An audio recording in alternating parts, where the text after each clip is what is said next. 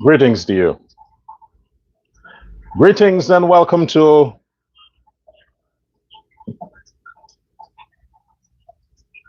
Dr. Prasad. I'm Dr. Prasad. Welcome to Uncensored Guyana.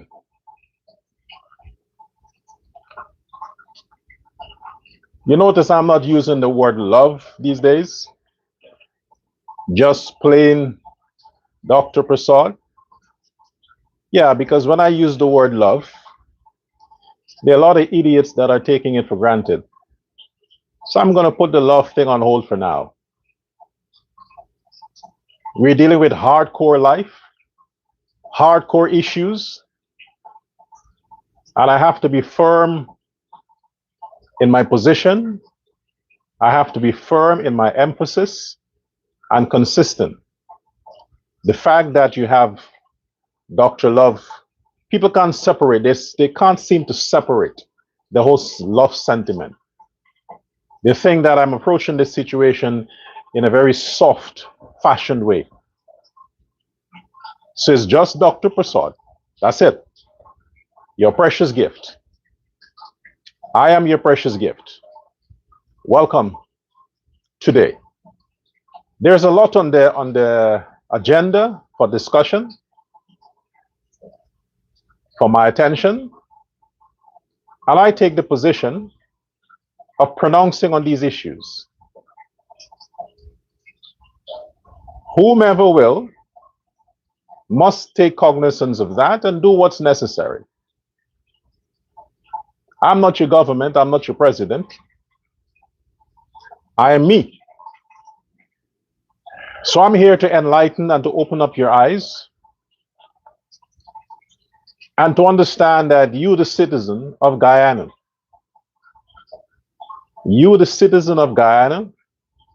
the power has always been in your hands. Your hand. Remember, you hire politicians.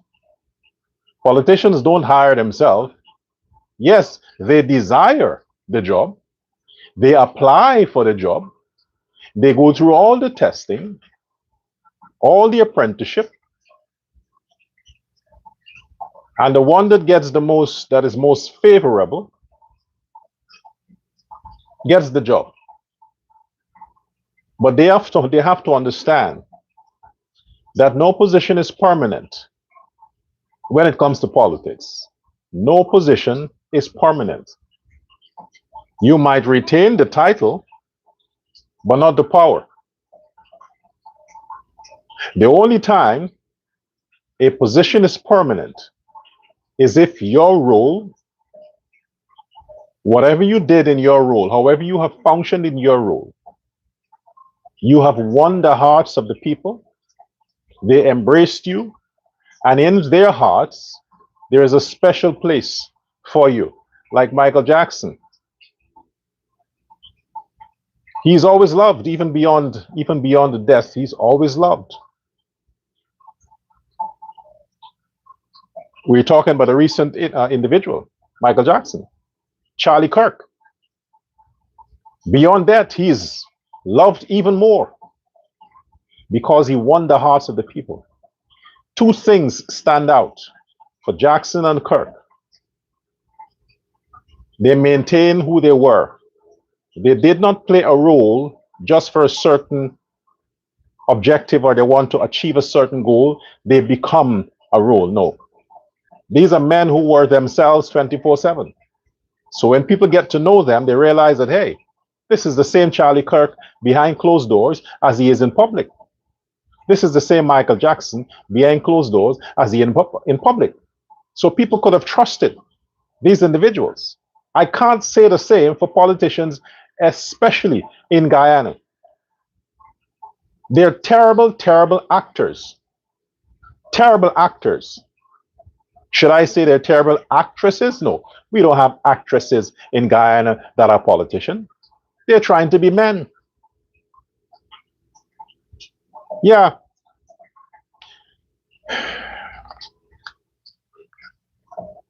I feel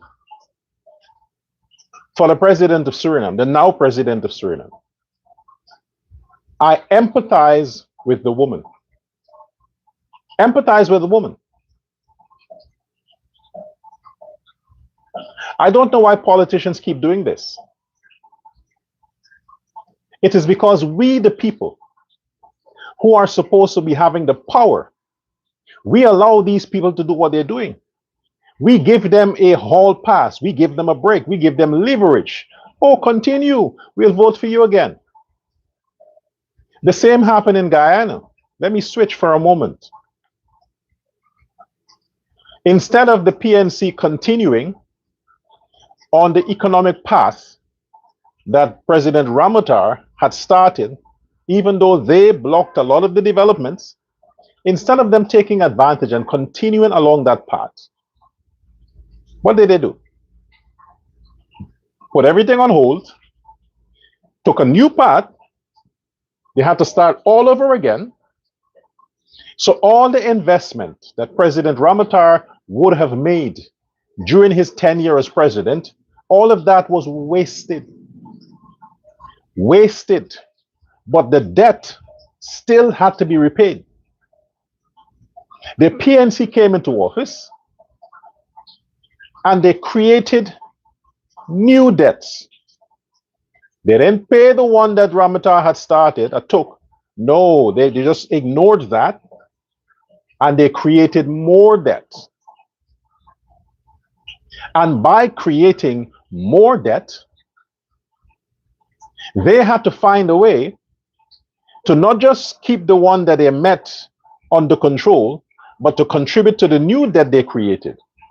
That came by devaluing the dollar and raising the prices, raising the taxes. So many taxes were implemented under the PNC. Why? Because they had to fund the debt they intended to take. And the monies that they borrowed under their government, under the PNC, it was not invested back into the country so as to turn a profit. It was not capital spending. I don't know what the heck they did with the money, but the debts were created. So you had Ramotar debt, then the PNC debt on that debt. When President Ali came into office, the first 2 years of lockdown, problems. You still had to furnish the debt. He came into office, luckily, the country could have gotten some revenue from the oil.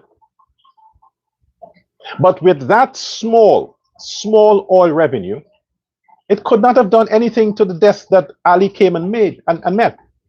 The debt that President Ali came and met from Ramotar came over to the PNC time, and he had to deal with that. So all the monies that would have been coming from the exploration and all these taxes couldn't do anything. Couldn't do anything with that. So what happened there? He had to secure more loans.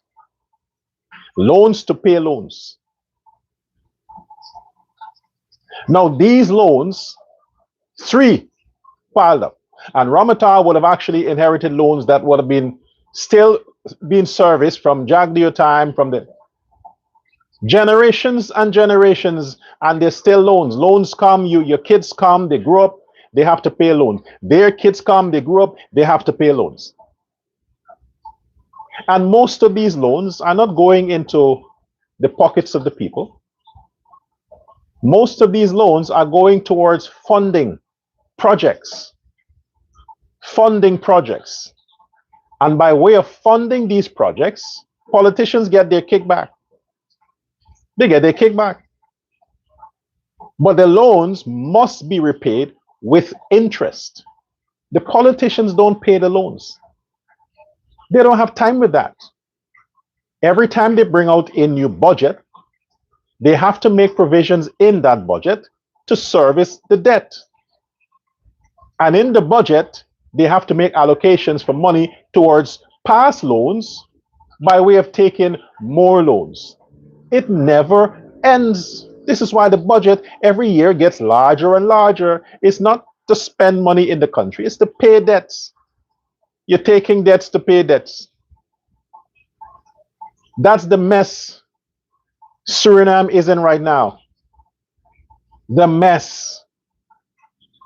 And it's not unique to Suriname, it's everywhere, but I'm talking about here. If I say I feel just for myself, I'm being selfish and unpatriotic.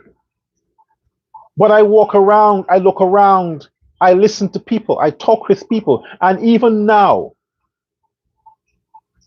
lots of people here in Suriname, in Guyana, even in Trinidad, there are people from Trinidad making contact with me and asking me to highlight problems in Trinidad. My hands are already filled dealing with issues in Guyana. Now I have to deal with issues here in Suriname too. But what I have to highlight here with Suriname is that I'm disappointed. Let me tell you why I'm disappointed.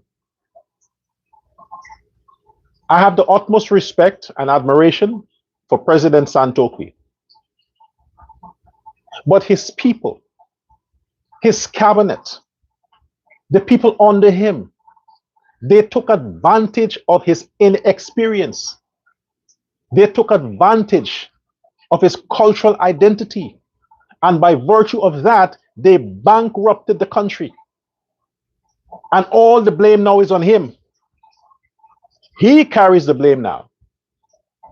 But it's his people. He took over a government from the previous government that was heavily indebted. So in order to service that debt in a promissory status so that your lenders would see, hey, okay, you're making an effort. We can now refinance your debt. Refinancing the debt is adding more debt on what you already have, which means you have to pay a double installment on the old debt and on the new debt. And to find the money to pay a double installment, you have to raise taxes. You have to devalue your dollar. So when your dollar is devalued, prices will automatically be raised because of tariffs, because of currency exchange. And who suffers? Who carries the blunt of this? The citizens. The average person who has to go to the shop every day and buy, they're the ones who suffer. They're the ones who suffer. So when a new government comes, we have this President Jennifer Simmons now come. She is faced with an empty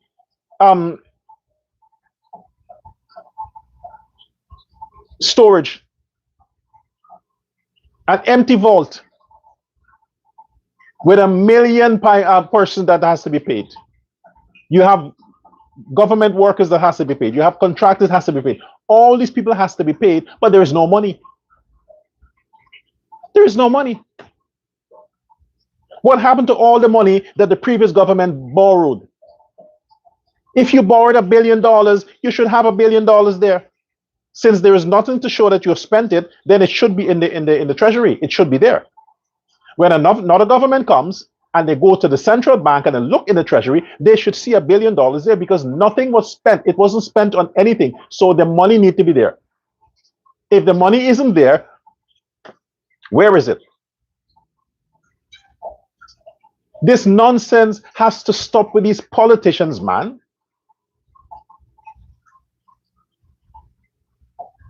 I understand what the woman is faced with.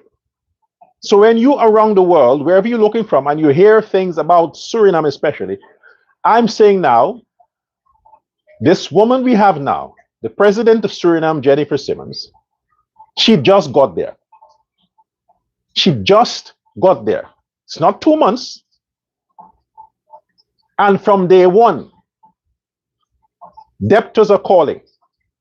They need their money. The citizens need their services. Every sector needs services, and services can only be delivered if they are paid. If there is money to service whatever facilities, that's all can happen. So when you find these things are not happening, the finger is always pointed at the leader. But in this case, it's not the leader. It's the former government messed things up. 5 years. And you left the country bankrupt. Bankrupt. And yes, President Santoki, it stops with you. It stops with you. I'm disappointed.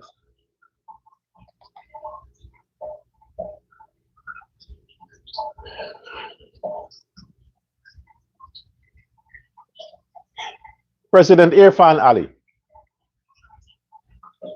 A lot of people are reaching out. I've said before, sending all kinds of information. Oh, by the way, my mother, she was constantly calling me, so I thought maybe there's an emergency. The emergency was my mother is somewhere on vacation, some country, I don't know where. But she reached out to me. And she said to me, son, there are so many people that are contacting me. Her. I said, why? She says, because they don't like your cursing.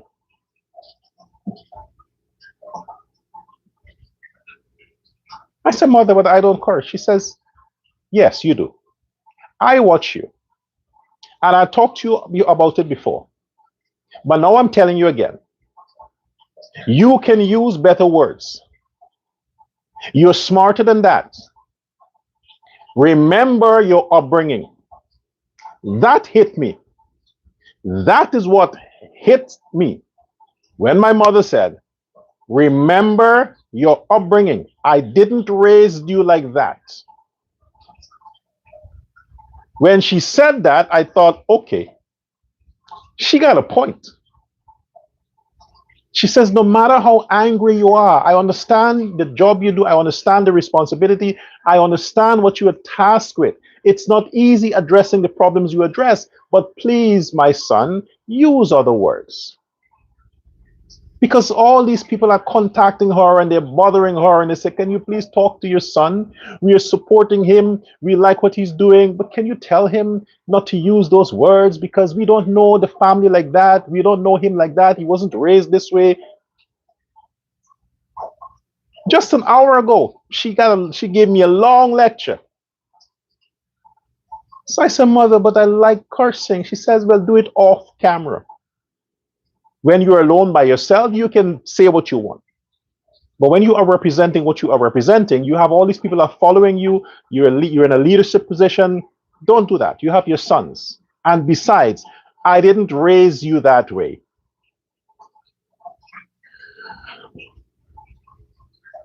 So, my mother still controls my life. Yes.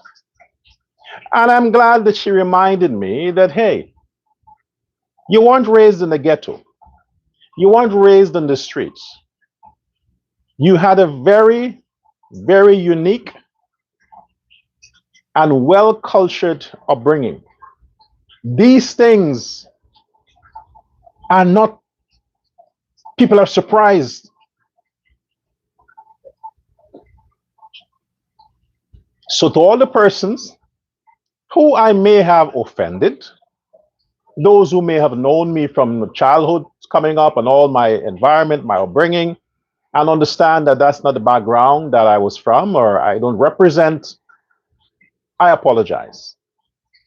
On behalf of myself, I apologize. I will do my best not to cuss.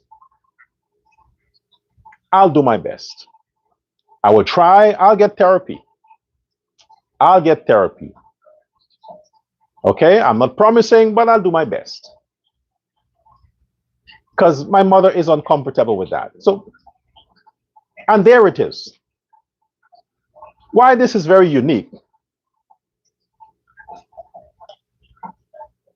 is the Bible says, and I'm going to paraphrase that, raise your children in the fear, in the culture, in the knowledge of God, and when they are older, they will not depart from it. It's all about your upbringing. See what I said before? These thugs, that's not a cuss, thugs are thugs, it means they're bad people that are doing what they're doing to destroy and deface that country we call Guyana, that beautiful country we call Guyana. All those criminals, I've said it on many occasions, investigate their background. Look where they were raised. Get information as to their household, who they were raised amongst, who their fathers were, their mothers were. Then you understand a lot of them do what they do because they were raised in the environment of filth. All they heard from children growing up is robbery, crime, how to do this, how to do that, how to prostitute, how to use drugs. They grew up seeing their relatives sniffing cocaine.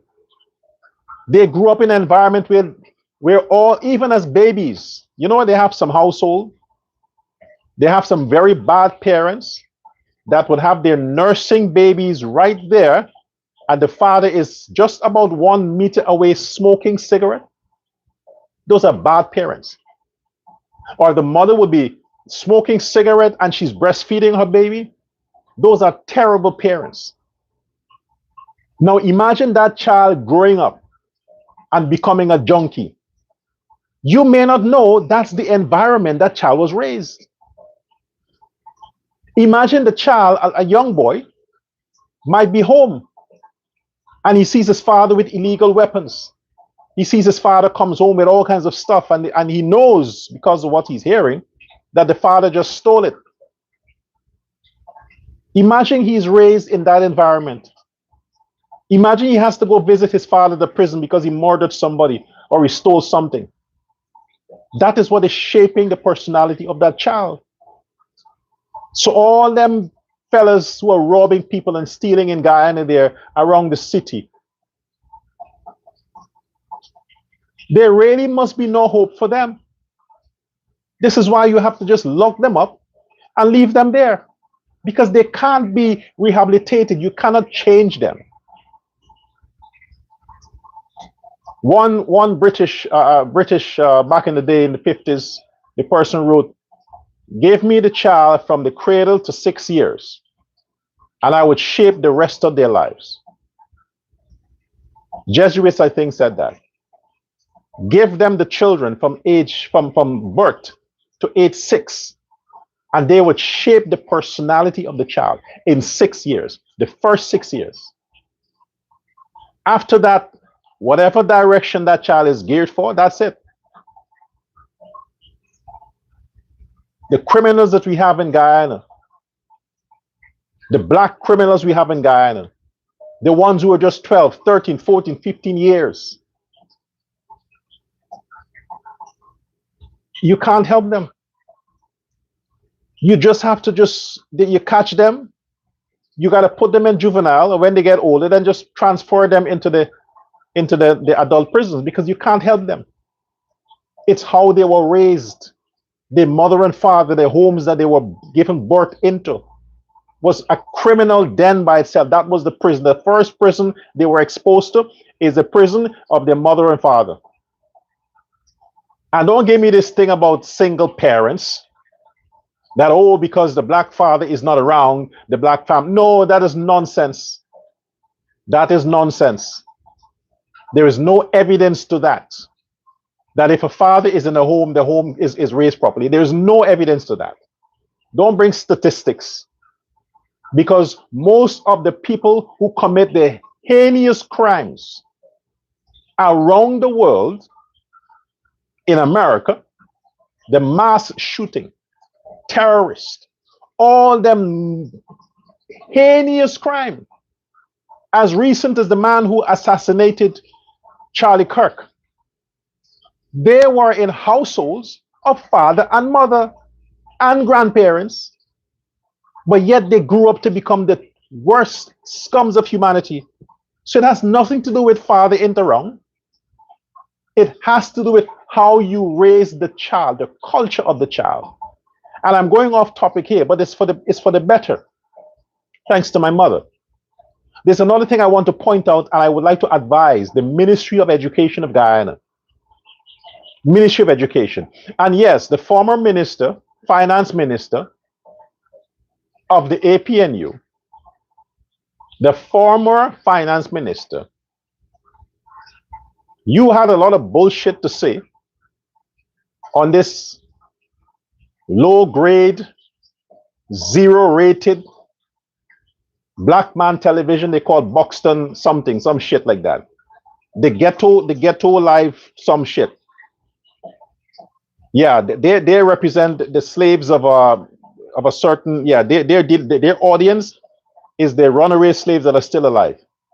So when they talk to them. Unfortunately, there are lots of people who tune into that. What this man, this former finance minister of the PNC,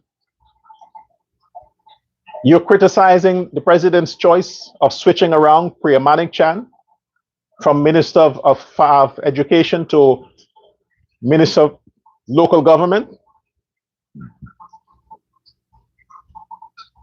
Sir, I don't know his name. I mean, I know his name, but I don't retain the names of these people. They're useless. They failed. So I don't entertain, but you understand who he is. You don't know his name, just Google the former finance minister, Minister of Finance under the APNU, 2015, 2020. That loser. You're going to pronounce on President Ali's choice? No, President Ali in his wisdom reshuffle.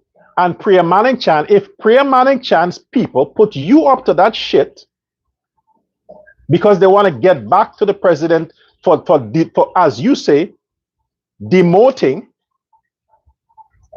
because it's not, local government is not in the top 4 ministries. Really, all the ministries are ministries, brother. You see, I'm calling you brother. All are ministries. Priya Manik Chan, I said it months ago. As a matter of fact, I'm one of the first, before Facebook shut down my 2 accounts that had thousands, tens of thousands of people, before they shut it down twice. Now I have no access to those 2 and all my other channels. I said Priya Manik Chan should be fired. 3 months ago, 4 months ago, I said it. Priya Manik Chan is lucky that she get another ministry as local government. But Priya Manik Chan is a failed minister of education. She's a failure.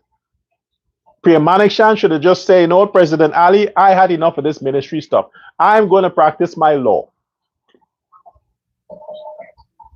How dare you talk about Priya Manik Chan perform well on as a Ministry of Education? What well she performed? What well? She failed. She was a terrible Minister of Education. That's why the president, in his wisdom, reshuffled her. That's why he did it. And the man is still kind to put the old peg, wrong peg, in a square hole. So she's now a local government minister. Clean up the city, man. Let her do that. Gather the garbage. Clean up the city. So this other one that they put there, who was local government, and now she's a Minister of Education. We'll see. Okay? They just got there. He just switched them around. That's what he did. So now we have this new one there, this old new. Let's see what she does for the Ministry of Education. So if you have a beef to pick with the president, and you people are looking, you PNC people are looking for all the things you can pull to criticize every little shit because you lost the black votes, you got 12 seats. Instead of considering how you can win these Afro-Guyanese back, you're picking on a president as successful as Irfaan Ali. What is wrong with you? You see, mother, you see why I have to cuss sometimes? Because I want to cuss this guy, but I can't because you told me not to. You see, mother, he's now suddenly, the PNC were the ones who are dogging out Priya Manik Chan. Every day they're criticizing her and her ministry, and now suddenly she's favorable. to them because they have nothing else to criticize, these losers. Yes, you're a loser. Minister of Finance, how much did you balance the budget? How much debt did you take under the PNC? How much did you repay the debt? I was just talking about that. When your government did not finance the debt you met on the Ramata, you go created more debts. How much did you do? How much did you invest in the country? What did you do? What did you do? That's why you lost in 2020, and you lost again 2024, 2025. Yes. Ungrateful. So I am in favor. I am in favor. Then Ali reshuffling the cabinet. I wanted all of them to be replaced, not to get another ministry, but just to get out of the system. All of them. Especially Priya Manik-Chan and this other one, Vidya something. Prasad. So they're lucky. I understand this is what happens. A lot of these PPP people, they're leaking information to the opposition because they want to give the opposition ammunition to use against the president. You don't think I know that? So when the opposition seem to pick some candidate of the PPP and are talking for that person, like, oh my gosh, look, they're treating this person, oh my gosh. Guyanese, don't listen to that. The PNC people, as they were losers. And they demonstrated to the world how much of a loser they were. They lost massively. So shut up, retire quietly, and give the young people a chance in the PNC to take over the party. Now you have this guy who's running now for president. This businessman. Yeah, he's running for president. Every day he's on some podcast. Give him 1 year. You know, it's new, fresh, yeah. Give him 1 year. They will all go back to drinking rum and playing dominoes and chilling at the ghetto shops in those neighborhoods. They'll go back to that. And then 2029, they'll come out back shaved and polished and talking sober again. But for now, shut up. Let the president do what he has to do. My whole thing is that he can't run again in 2030. So I don't know. I don't see anybody else there in the PPP that I can support for presidency. I don't see anybody else. I'll be honest with you. I don't see anybody else. Right now, nobody else. So let's hope that President Ali can have a third term. Then you know you have my support. Otherwise to that, I don't know. Maybe I'll run myself. You never know. So look, like I said before, the crisis can't be controlled because we as a people, we keep making mistakes when it comes to these politicians and governments. We keep investing our emotions into people and places that cannot contribute towards our own survival. We keep doing that. But it's the record of the individual that has to make sense. All of these policies that have been implemented, all of these policies that are being promoted and pushed, how is it affecting the lives of the average Guyanese? All this backbiting, all this infighting, leaking information here, this one squealing on this one saying this about this one. The only person right now you can actually trust is the president that you voted for. Nobody voted for President Ali's cabinet. Nobody did. The country voted for President Irfaan Ali. And speaking of which,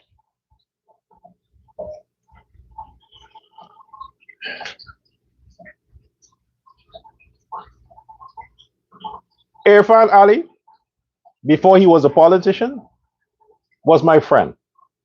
We made skits together. We made movies together.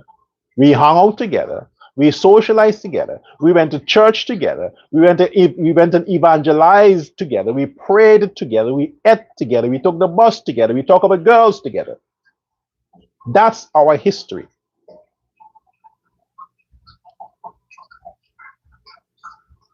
Not because he's a politician. Now, president, it means that I should abandon that sentiment of friendship. I can't do that. If he does, that's him. But I can't do that. There are people besides President Ali that I had deep connection to growing up. The only way I would disacknowledge them is if they become criminals, murderers, or they went to prison. Then it's like, hey, no. This was a mistake. But if these people continue to make a difference in the lives of others and they continue to contribute towards the development of society, why should I abandon them? Even if I become the supreme leader or Lord and Master, I would never abandon them. The loyalty remains. So regardless if President Ali is president or a politician or opposition leader, it doesn't matter. Friend forever. I don't need anything from him. I never did. We were friends because we had a lot in common. We weren't friends because of what I could do for him or what he could do for me. No, that was not what brought us together. And that should not be a determining factor as to the quality of the connection that we have.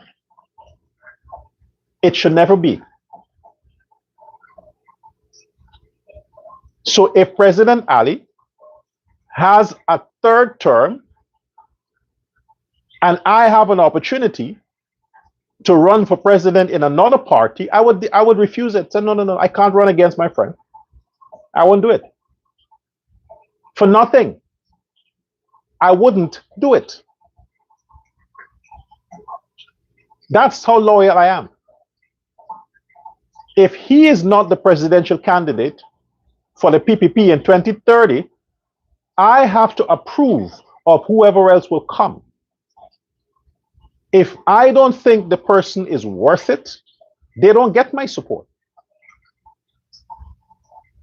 But if it's President Ali or somebody that I know that he can vouch for and I am aware of, and I can say, yes, that person has the right character, then of course. But for now, I'm not going to sell out. I'll stand behind the president. I'll criticize him whenever necessary.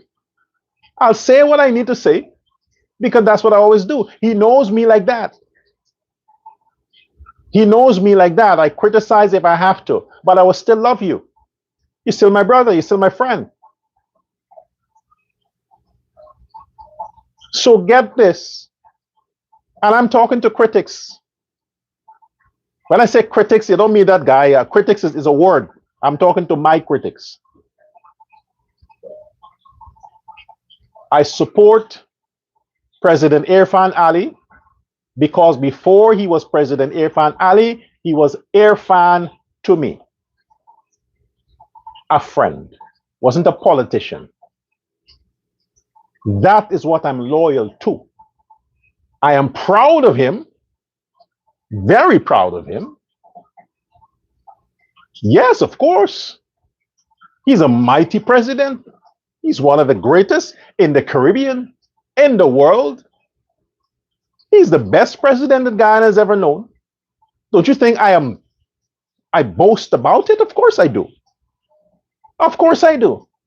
But because before anybody else knew the guy existed, he and I used to share a Coca-Cola together and share Chinese food and yeah, those days. So yes, of course, if it were the other way around, and I was where he is and he was where I am, don't you think he would be proud too? Of course he would. He said, hey, look, my brother there. Look, Dr. Lee. He would be boasting about it. That's how we are.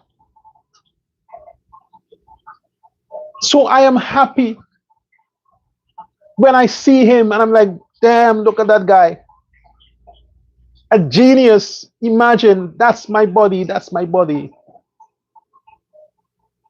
So I ain't selling out Ali. I'm not going to betray President Ali for nothing and no one. Absolutely nothing. You think it's two temptations I get? Do you think I just say these things because I want to say it? Because some persons misconstrued my statements. They think I'm sending mixed signals. I'm not sending me. I'm an influencer. I'm a talk show host. I've been doing this forever. If you knew me from the beginning, you know that this is how Dr. Love is. He likes to speak in parables. He likes to speak figuratively. He likes to speak poetically. This is how he is. Those who know me, that's what I am. But some people don't get it. They don't understand. So from the time I have a certain show that goes a certain line, they're thinking, okay, this is the time to penetrate him because it seems like he's going to lose the P and the PPP. No, I ain't losing the PPP. That would never happen. Listen to the shows well and pay attention to the statements and what context I say what I say. Then you will understand that that guy ain't going to leave the PPP.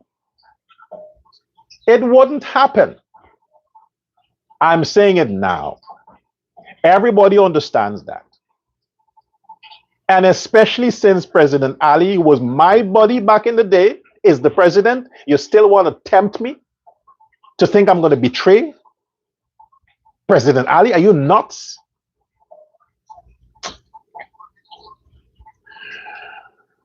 Get that out of the way. Now, like I said,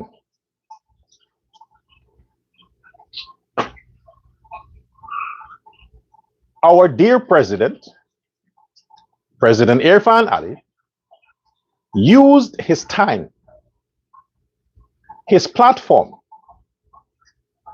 almost every campaign meeting. And I wanted the person who said early on, President Ali, don't give Mohammed so much attention. Ignore the guy, because the more you talk about him is the more sympathetic people will get for this guy. And they would say, oh, they want to persecute Mohammed. Let us give him our support because, oh my gosh, he is so vulnerable. He's so lonely. He needs our help. Let us help him. So I was against the attention that Mohammed was getting on the media from the PPP. I knew it would have helped and catapult him into what he is now. We take our people for granted. Poor people are very sympathetic to the rich. Poor people are very sympathetic to the rich. I wish they can be sympathetic to me because they don't think I'm rich. I'm not rich. They don't think I'm a billionaire. I'm not a billionaire. But they should be sympathetic to me because I have a more heart for the poor. I would help the poor. I'm not going to take from the poor like these Mohammed people did. I wouldn't do that. So you should be sympathetic to me. If Azruddin Mohammed goes online right now and start a GoFundMe to pay his legal fees, you will be surprised as to how many poor black people would go to their credit card or whatever means they can and send money to Muhammad. You will be surprised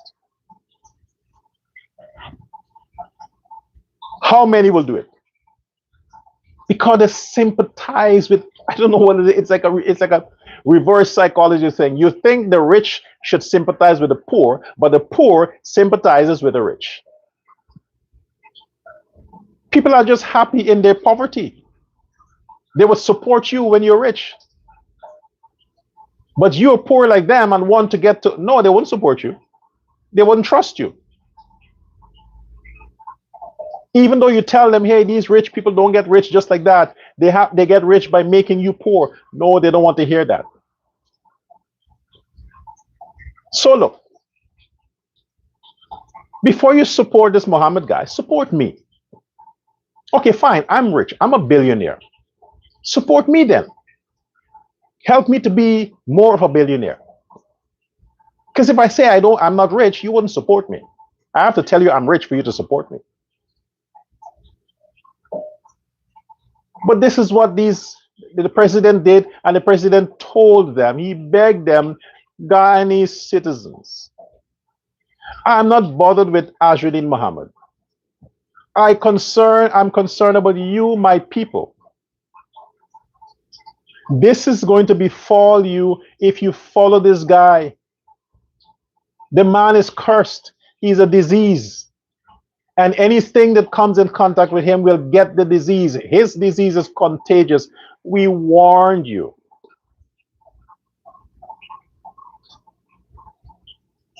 Now look at many of you. You're going to become impoverished, homeless. Your lives are over. Let Muhammad show you how much of a people person he is. Remember, the handicapped and the poor people tell him that he's Mr. President and start calling him Mr. President since he was born. And he is a man for the people, he cares about the people. Yeah, if you care about the people, why are you suing the banks? Mr. Mohammed, why are you suing the banks if you care about the people? If you cared about the people, you should have told them, enter at your own risk. Listen, I'm telling you guys, sign this agreement that if you come in my camp, I'm not taking responsibility for what happens to you after. That's what you should have done. Don't fool the people. Don't trick them. Don't manipulate them. Because a little money you gave them and bribed them to be a part of your camp, that's finished. The money is finished. You're not going to sustain it.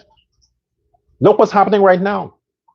All of them, and now go whatever they call this thing, this Dr. Hoax guy.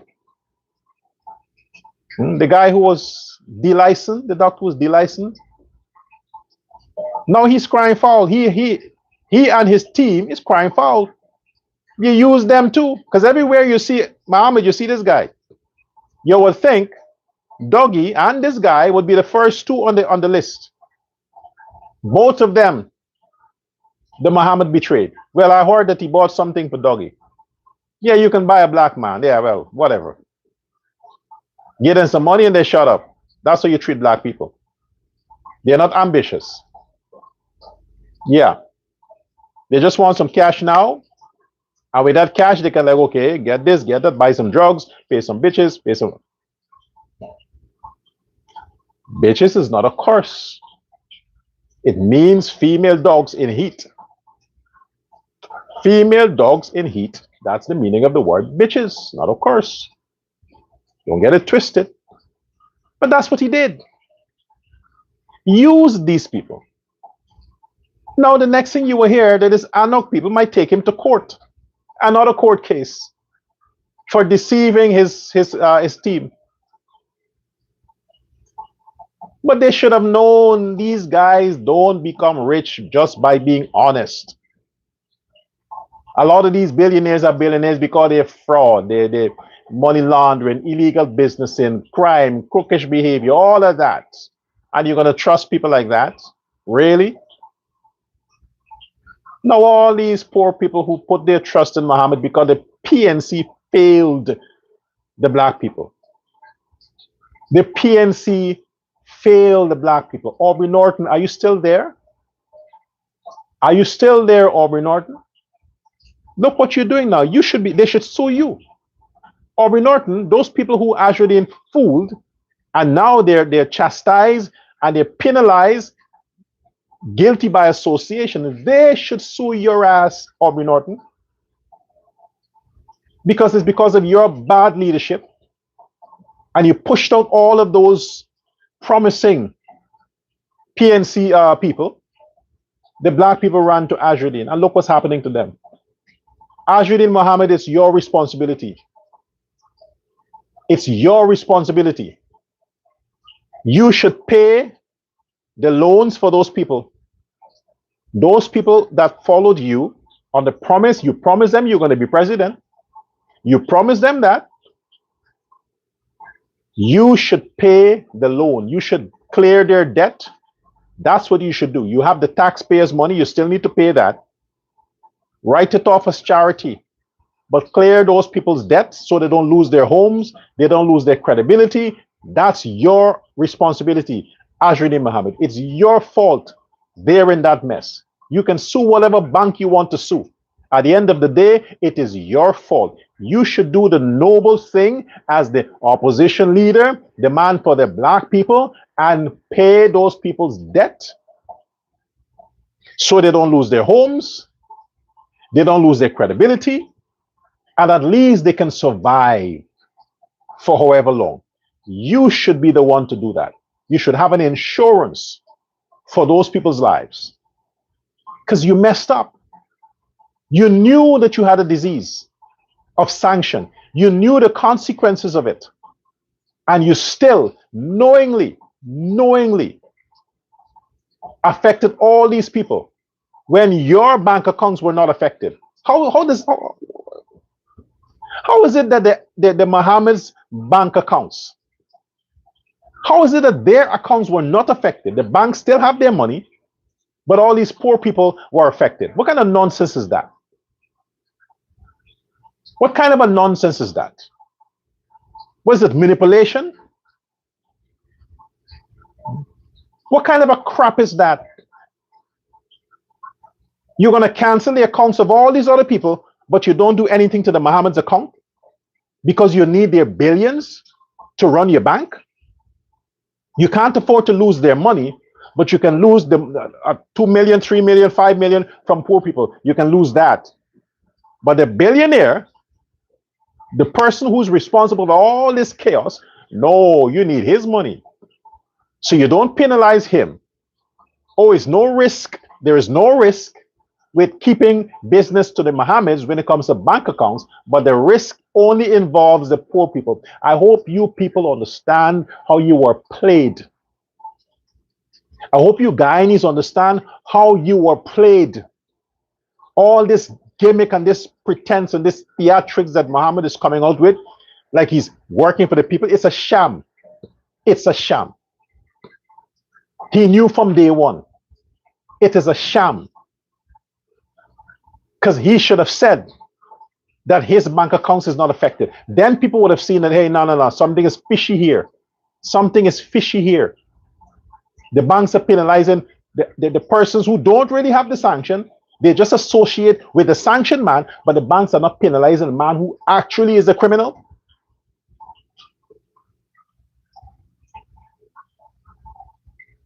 It's nonsense. Some conspiracy there, something is under the table.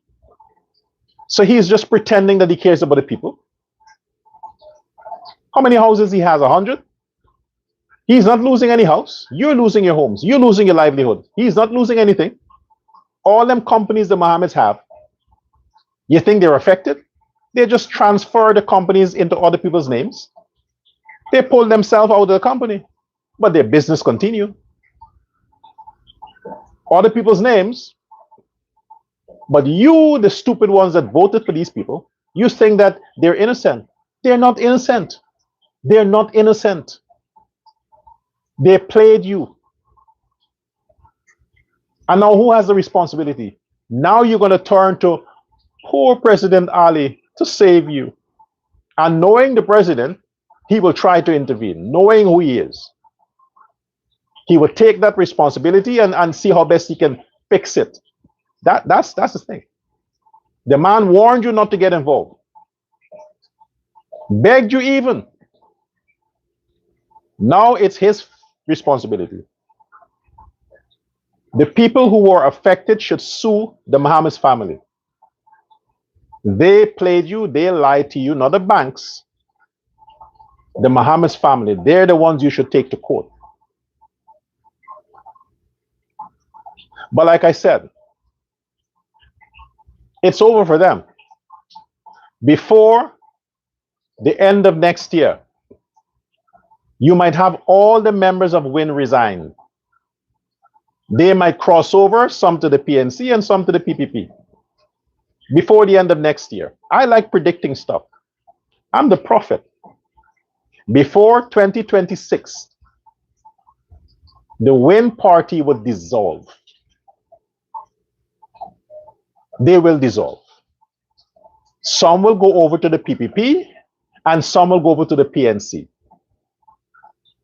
He would just be single opposition leader because of the constitution, but he will have nothing there. They're already leaving.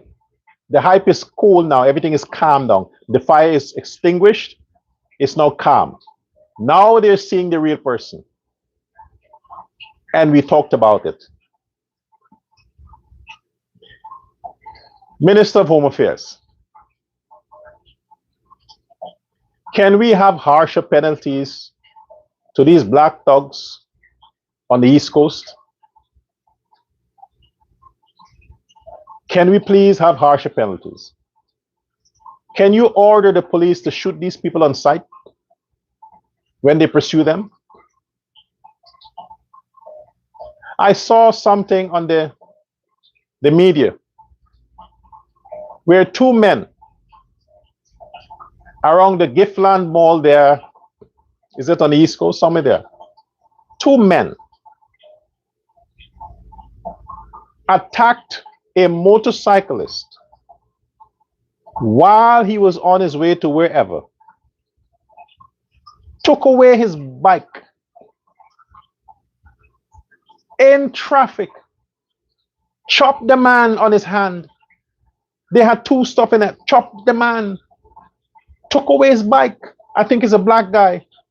The person they robbed, I think, because you didn't see, but it's a black guy. Two black guys robbed the black guy. Not even the black people are safe.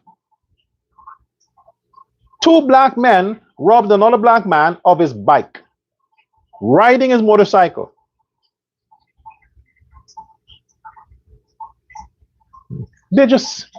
Can you just have the police pursue these criminals and just shoot them on sight? Come on, man. Something got to work, man. Something has to work. Society don't need these animals. We don't need them. Tell me, what purpose are they serving? Tell me. They have no jobs. They're going around killing people, injuring people, stealing people's stuff. Tell me, what purpose do they serve? That you need to give them bail or 2-3 years in prison for them to come back out, to reform them. Tell me what purpose. These are people they were born in the dog pen. They grew up around the cats and dogs. All they heard while growing up was crime, criminal, prostitution, gangster, crime. That's all they heard.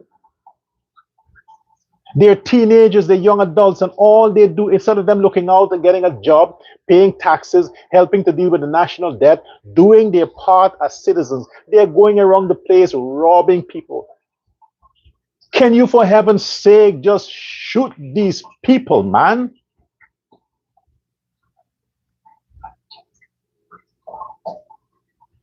Even the black people are not safe.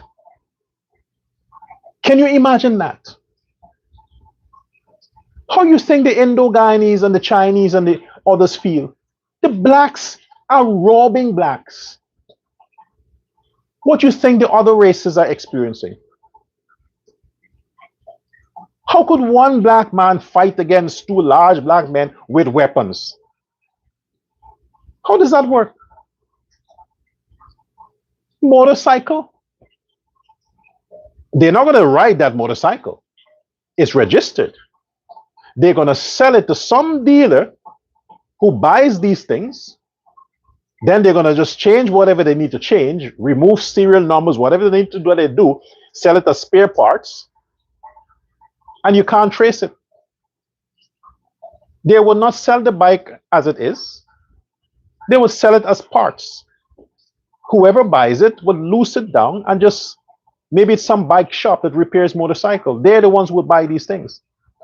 The police have to go to these places. All these dealers who sell and repair bikes, go to these places. Do your undercover work, do your spy work, find out who they are and shut down their shops, jail the people who are buying these items. Isn't that how it works? If you buy stolen items, you go to jail. What happened to all these laws? My policy is you have to be harsh on crime and criminal. That's my policy. I want the Home Affairs Ministry, the Ministry of Legal Affairs, the law and the justice and the police work together. Shoot the criminals. That's what I would like to see. People must be able to ride their cycles any hour of the night, ride their motorcycles any hour of the night, anywhere in the country, even if it's Buxton or Agricola or Old Boys Town or Tiger Bay or whatever they call these places. It doesn't matter where in the country. The citizens of Guyana must be free to walk, ride, drive any part of the country without any fear of being mugged and robbed and accosted anywhere in the country. But for that to happen, you need to kill all the criminals for that to happen. Get them out of the society. Churches aren't working anymore. All these NGOs and all these organizations that are supposed to help to reform, it ain't working. It's not helping. It's a waste of time. They were raised as criminals. The only way to stop it is to stop them. That's it. Nothing else will work. And to the Ministry of Education, the Ministry of Education, this should not be the president's idea. The Ministry of Education, can you please reintroduce prayers and religious studies in the schools? Can you take it back? When I used to go to school, every 3 months, I think, they used to give you Bibles, testaments. Depends on what religious group you're from or assign or identify with, they would give you these pamphlets. If it's Hinduism, Islam, they would give you that. My experience in school, I never saw students fighting, never. No cussing, no fighting. I never saw that. I never witnessed two young boys fight, never. That's why my mother keeps saying, you weren't raised like that, because they know my society, my environment, we didn't see those things. No, you have kids in primary school, secondary school, fighting, ripping each other's clothes. Boys bending girls over. Take prayers back in the schools. Take the religion back in the school. That should be a part of the curriculum. Don't give them useless subjects they can't use. Because there are a lot of people right now with degrees and they can't do shit with it. A lot of them finish secondary school and high school, and all they can do is steal and they commit crime. Make religious studies, moral studies, one of the main subjects on the curriculum, from primary, from nursery to university. You would dictate that, no government. Reintroduce Bible study, Hindu study, Muslim study, reintroduce it back in the schools. Teach it again. If the parents can't fix it, the government has to fix it. Bring it back to the schools from nursery. Get the kids in your control from nursery. Teach them about morals, about God, about living in peace, about, respecting law and order. Teach them that from now, from nursery. All the stuff you're teaching now, it is just creating criminals. Every day they're fighting. Every day. Joking each other. Doing this to each other. Every goddamn day.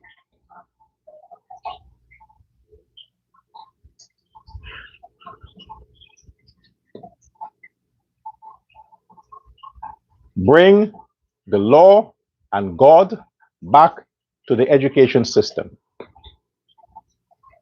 Bring it back. I'm supporting that. From nursery to high school, make religious studies a part of the curriculum.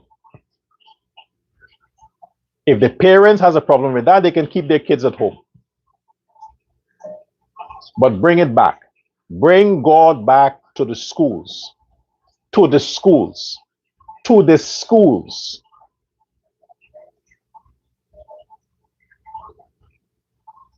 Until next time. This is Dr. Prasad saying all the best. And for those who would like to make donations, you can do that via Zella. And I'm going to post videos later on with the number. You can do it via Zella and the number. Just put the number in your app and you can make your contributions there, your donations there. Until next time, have a good day. And God bless the Cooperative Republic of Guyana.